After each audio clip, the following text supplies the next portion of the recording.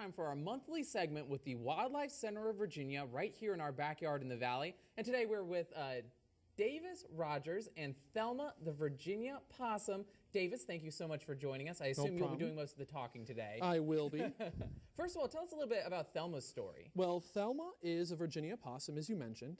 She came to the Wildlife Center of Virginia in July, and she was patient number 2,288. Wow. And after we determined that she was unable to be released because of how tame she is, we renamed her Thelma. And we have since turned her into one of our animal ambassadors, which means we bring her around to programs and schools around the state and have her help us teach children and adults about environmental education. Very cool. And you mentioned she was 2,000 something. Yes. We have the final numbers for 2011. How That's many right. patients did you all help in We 2011? actually admitted 2,644 patients total for the year of 2011. That's right. That's a pretty big number for us, a lot higher than the year before.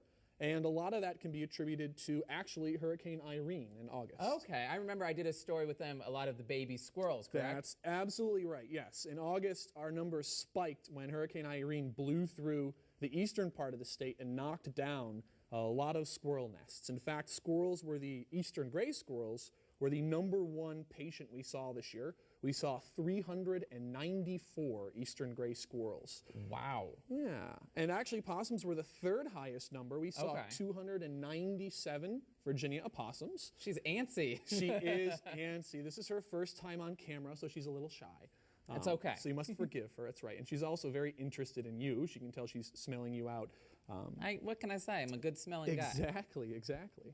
Now, unlike Thelma, most of the animals that come into the Wildlife Center, they leave. That's right. Our goal at the Wildlife Center is to release all of the wild animals that we possibly can. And we are pretty good at that.